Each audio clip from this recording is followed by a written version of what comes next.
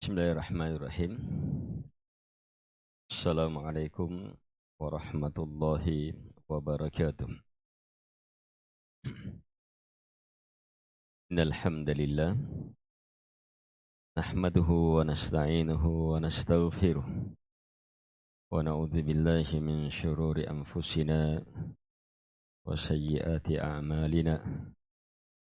May yahdihillahu fala mudilla lahu wa may yudlil fala hadiya lahu. وأشهد أن لا إله إلا الله وحده لا شريك له وأشهد أن محمدا عبده ورسوله يا أيها الذين آمنوا اتقوا الله حق تقاته ولا تموتن إلا وأنتم مسلمون يا أيها الناس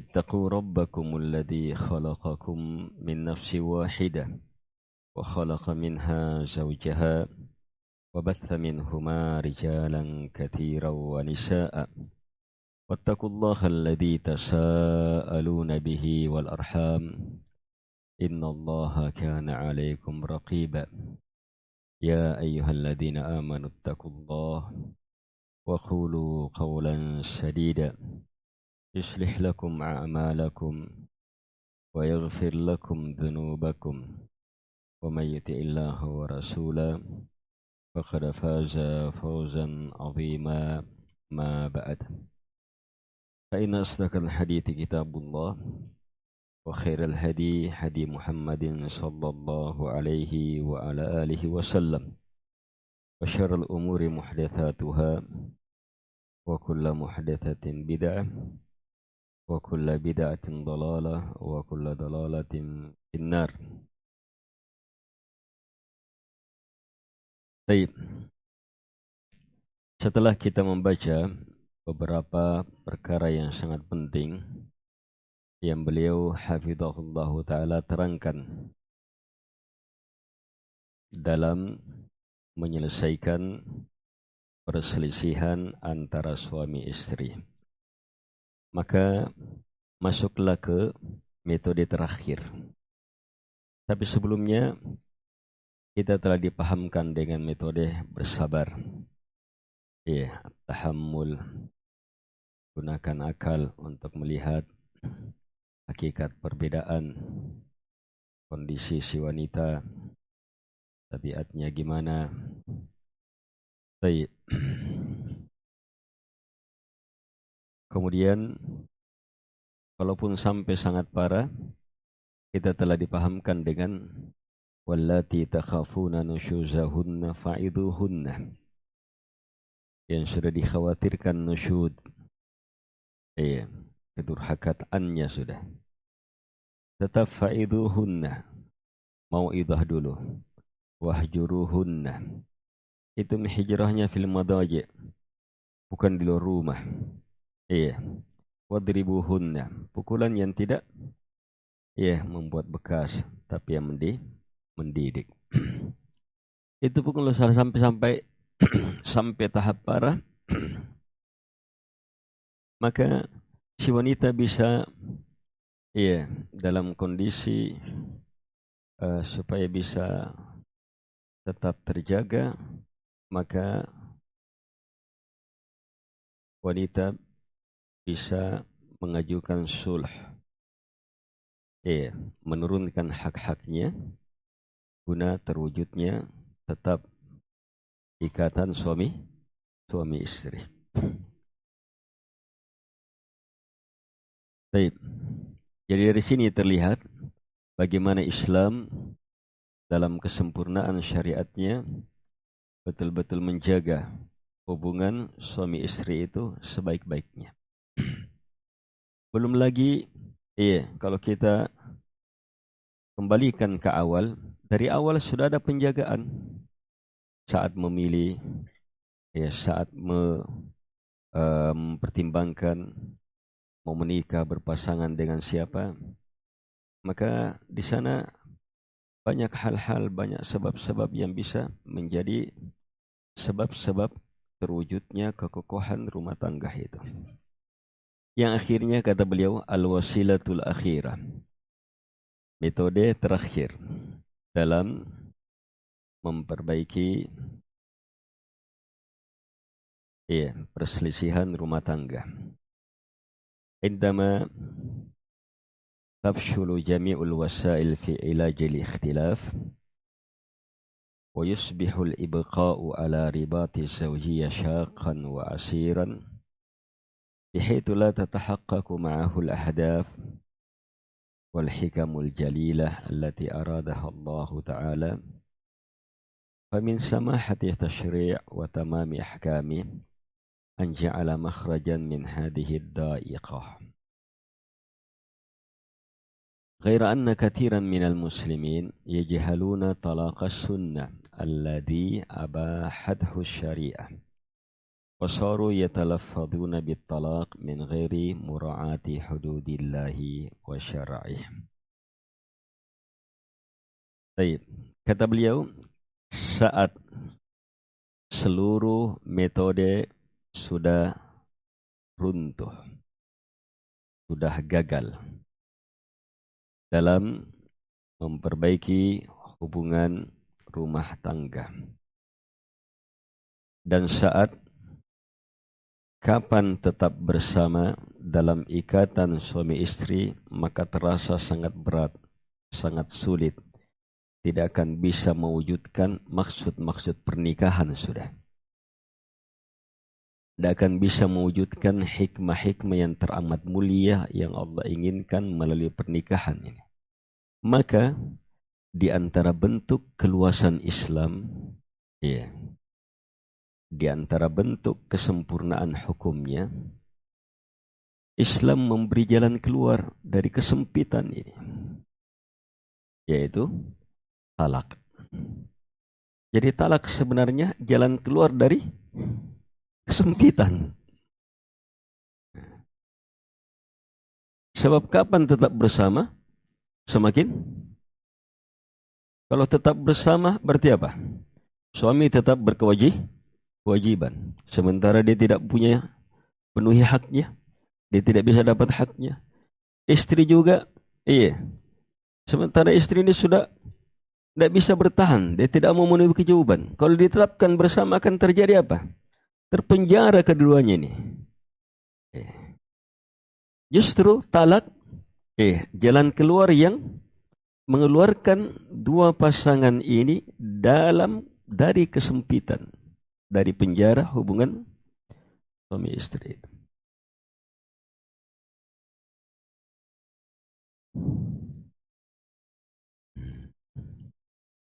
Bahkan ada di antara suami, dia tidak mau talak istri, sebab dia mau gantung, dia mau siksa, supaya tidak bisa kemana-mana juga. Nah itu, jadi talak dalam kondisi seperti itu, jalan keluar. Yang dikritik tajam adalah kondisi-kondisi awal, permasalahannya langsung talak.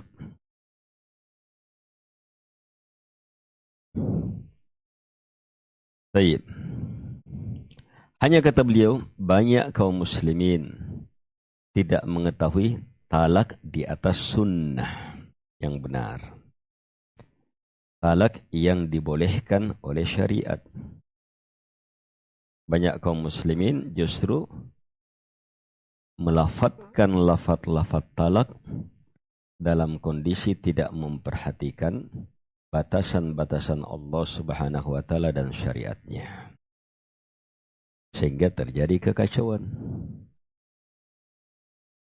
Inna talaqa fil haid muharram wa talaqa thalath muharram wa talaq fit tuhur alladhi hasala fihi wata' muharram wa kullu hadhihi al-anwa talaqun bid'i muharram ya'timu atau ya'thamu sahibu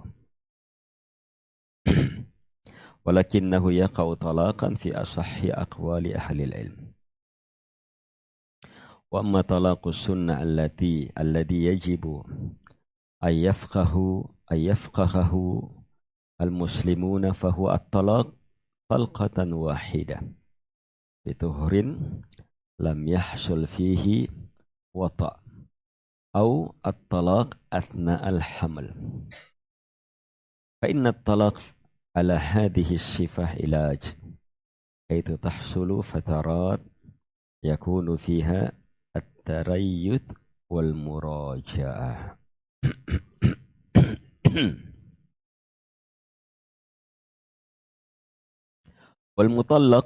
والمطلق على هذه الصفة يحتاج إلى فترة ينتظر فيها مجيء الطهر، ومن يدري فقد تغير النفوس وتستيقظ القلوب ويحدث الله من أمره ما يشاء. وفترة العدة سواء كانت عدة بالحيض أو الأشهر أو وضع الحمل فرصة للمعاودة والمحاسبة قد يوصل معها من قطع من حبل المودة ورباط الزوجية.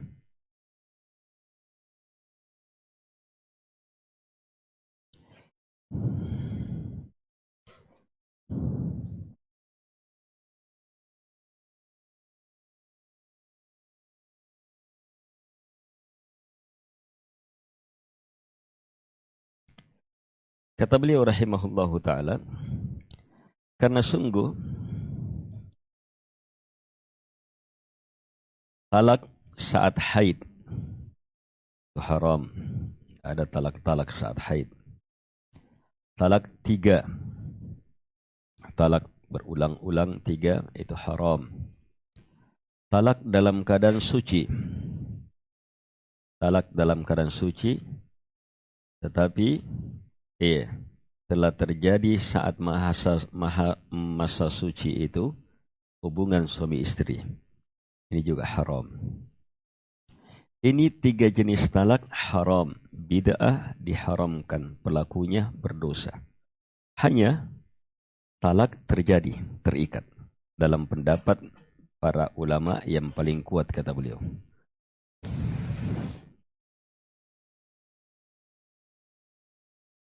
Jadi pelakunya berdosa. Walaupun talaknya terjadi. Hanya ini urusan akhirnya tetap di mana? Di persidangan. Urusannya penguasa itu, kekuah dan seterusnya. Adapun talak sunnah yang wajib dipahami kaum muslimin adalah itu talak sekali talak dalam kondisi suci. Dalam kondisi suci yang belum pernah ada hubungan suami istri di dalamnya. Yang kedua,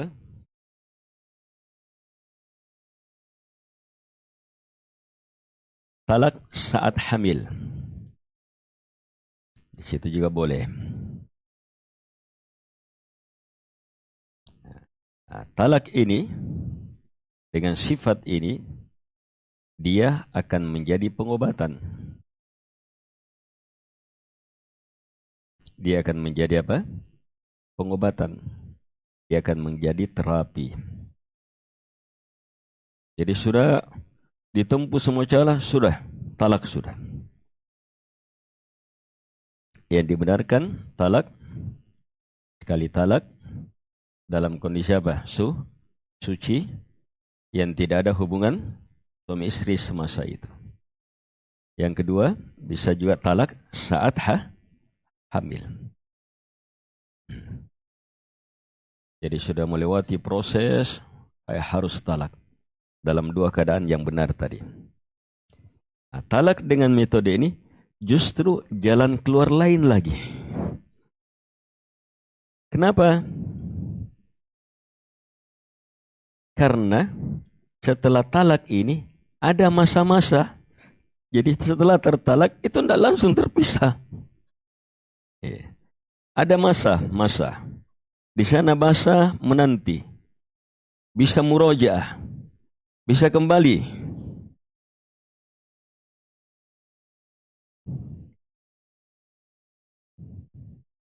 Yang mentalak pun dengan cara seperti ini, itu masih menunggu. menunggu datangnya suci, masa suci itu. Dia tidak tahu saat menunggu masa suci itu jiwa-jiwa bisa berubah. Hati yang sementara mati karena mentalak itu bisa bangkit. Allah Subhanahu wa taala bisa mewujudkan beragam peristiwa setelahnya, yang akhirnya kembali lagi.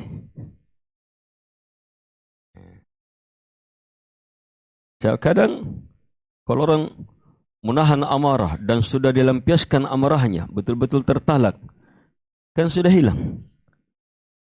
Kemudian kan tidak langsung pisah. Ada masa penantian. Di masa penantian muncul. Apalagi kalau dia kembali kepada metode Nabi SAW sebutkan di awal, bahwa seorang mukmin itu tidak akan pernah bisa membenci seorang mukminah. Sebab apa? Cara berpikirnya apa? Kalau dia tidak suka satu sifat, pasti ada sifat lain yang dia sukai. Nah, kapan dia ingat-ingat itu lagi? Oh iya. Oh, menyesal. Bisa kembali. Jadi talak, subhanallah, jalan keluar. Masa iddahnya bisa iddah haid, bisa sekian bulan, atau talak metode kedua, masa iddahnya adalah itu melahirkan berapa bulan. Dia talak istrinya di bulan pertama kehamilan. Wih, masih ada 8 bulan, 9 bulan. Masih bersama itu. Walaupun sudah terpisah, tapi tetap masih di rumah suami. Tetap dikasih makan. 1 bulan pertama, mungkin bulan ketiga pusing dua-dua. Akhirnya ini sudah klop lagi. Jadi kata beliau, fursah, kesempatan untuk kembali, kesempatan untuk muhasabah, menghisab diri. Saat masa penantian yang berbulan-bulan itu, kadang apa yang terputus tersambung kembali.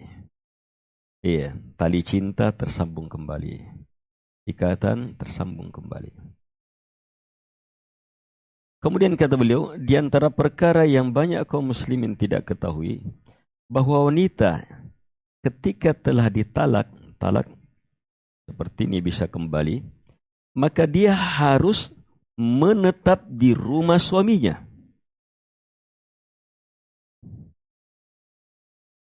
Dia tidak boleh keluar dan dia tidak boleh dikeluarkan.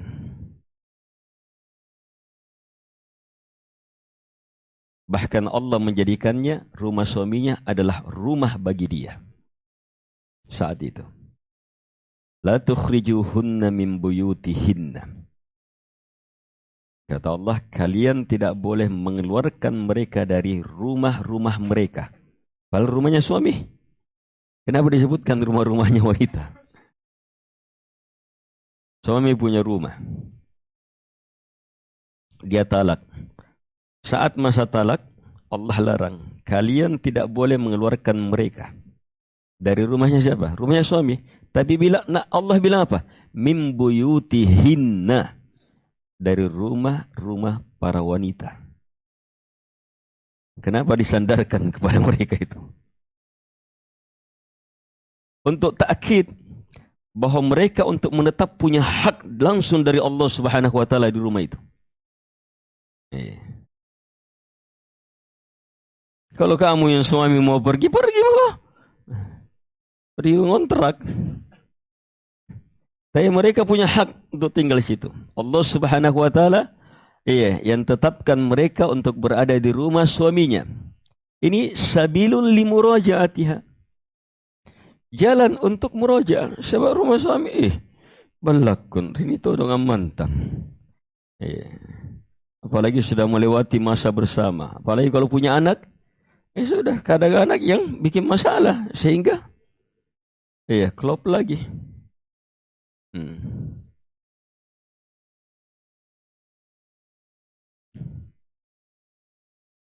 Jadi masa ini fathi amal. Ini membuka harapan. Untuk apa? Menyambung emosi yang terputus, kecintaan yang terputus.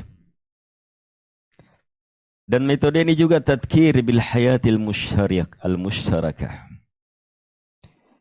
Jadi Allah ingin ingatkan bahwa kehidupan itu bersama. Buktinya suami punya rumah. Dia beristri, datang istrinya.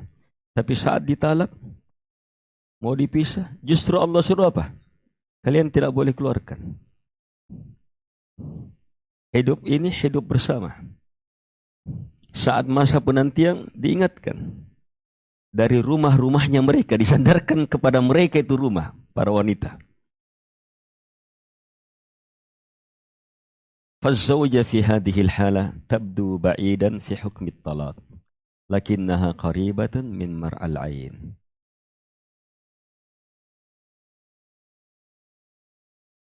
Jadi si istri dalam kondisi seperti ini sebenarnya jauh dari hukum terpisah. Lebih dekat. Saya tidak bisa melakukan hubungan, tidak boleh dekat-dekat, tetapi mau tidak mau ketemu. Mau tidak mau ketemu.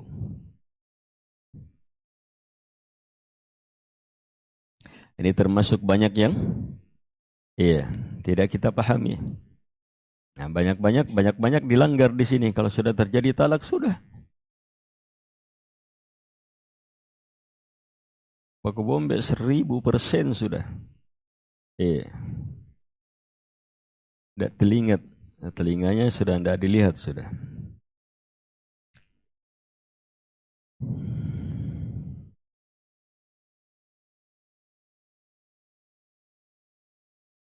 وهل يراد بهذا إلا تهدئة العاصفة وتحريك الضمائر ومراجعة المواقف والتأني في دراسة أحوال البيت والأطفال وشؤون الأسرة لا تدري لعل الله يحدث بعد ذلك أمرا. Kata beliau akhirnya, tidakkah dengan hukum seperti ini betul-betul yang diinginkan adalah hempasan angin. Angin yang mau menghancurkan, dengan hukum ini meredam. Hukum ini ingin menggerakkan sanubari. Apa yang ada di dalam? Ya mungkin karena pengaruh syaitan dan seterusnya. Banyak juga proses talak itu terjadi karena sihir.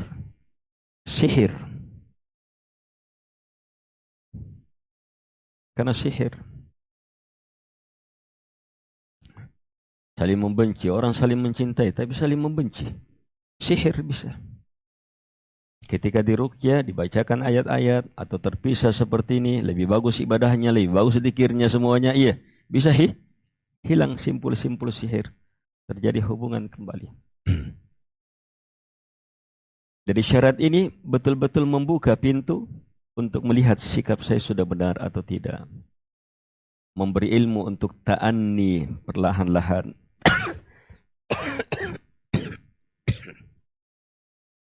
Tenang-tenang, tidak tergesa-gesa. Nabi bersabda, al-ujlah minasyaitan. Tergesa-gesa datang dari syaitan.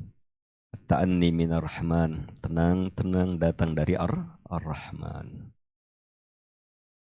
Yang jelas Allah telah ingatkan, la tadri la'allallah yuhdithu ba'da dhalika amra. Dalam surah Talaq.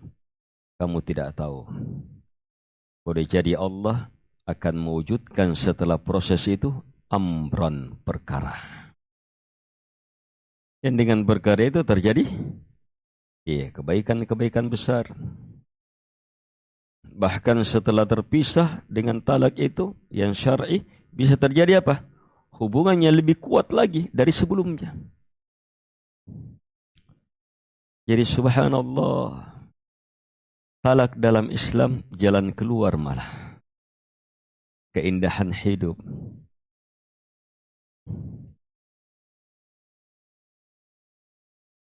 Kalaupun akhirnya terjadi talak, berarti apa? Berarti memang betul-betul tidak bisa sudah itu. Sebab sudah dalam posisi seperti itu, dikasih tenang-tenang, bisa bertemu, tetap tidak bisa ketemu. Iya. Maka memang betul-betul tidak bisa. Nah, sesuatu yang tidak bisa, jangan paksakan bisa. Jalan keluarnya, talak. Sehingga suami bisa jadi suami dengan pasangan yang lainnya. Si istri yang sudah terpisah bisa menjadi istri yang lebih baik dengan pasangan yang lain. Dan setidak-tidaknya apa? Keduanya akan apa? Setelah betul-betul terpisah. Kan tidak bisa. Setelah betul-betul terpisah, talak, bain sudah terpisah. Itu tidak bisa kembali kecuali si wanita harus sudah menikah. Kemudian ditalak lagi, terlepas lagi, baru bisa. Setidak-tidaknya apa yang terjadi? Terjadi pelajaran besar kalau dia mau menikah lagi. Tidak bisa kembali lagi.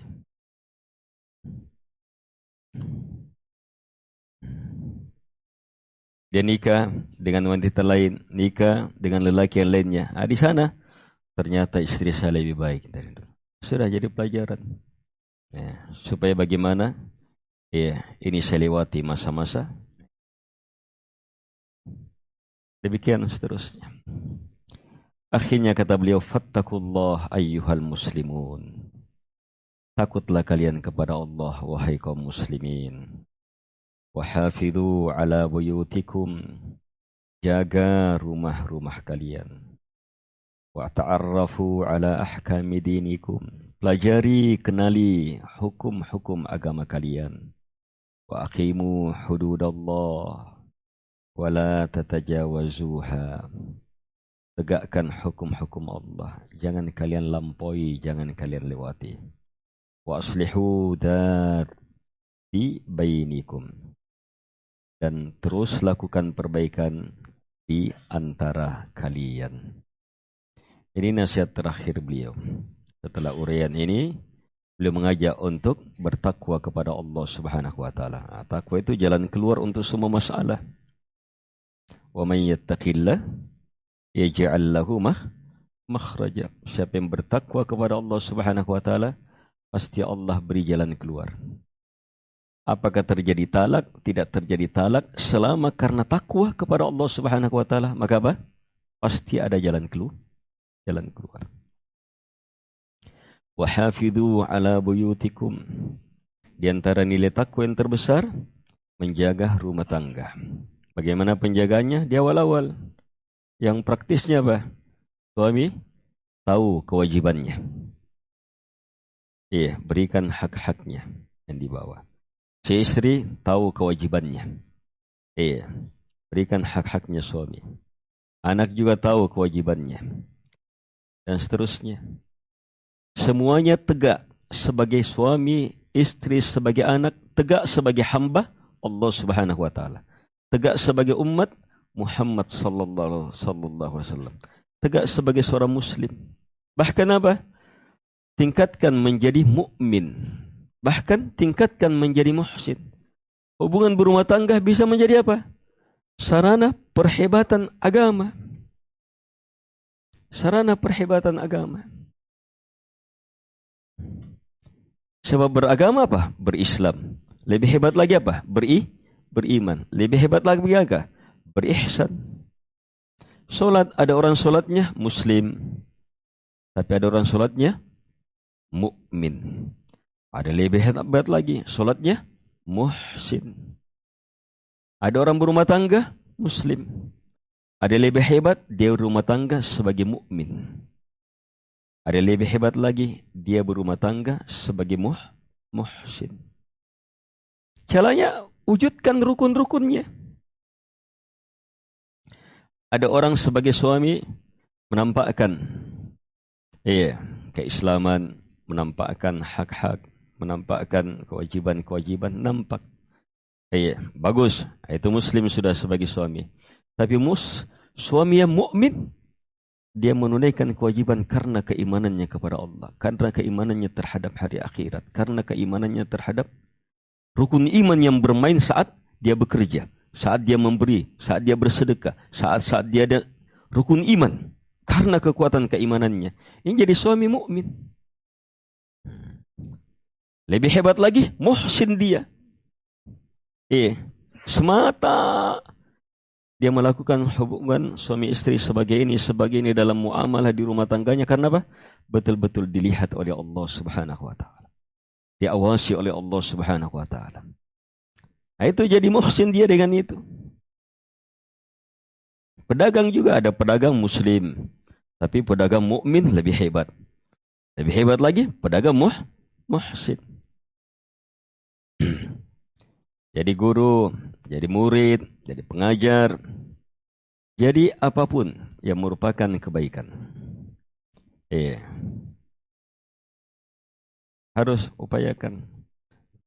Untuk mewujudkan semua itu, lihat Syekh katakan, wa ta'arrafu ala ahkami dinikum.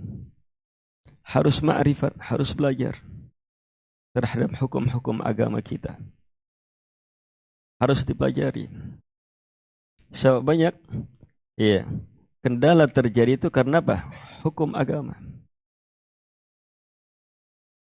Hubungan suami istri cekcok, banyak masalahnya hukum agama yang tidak terlalu dipahami.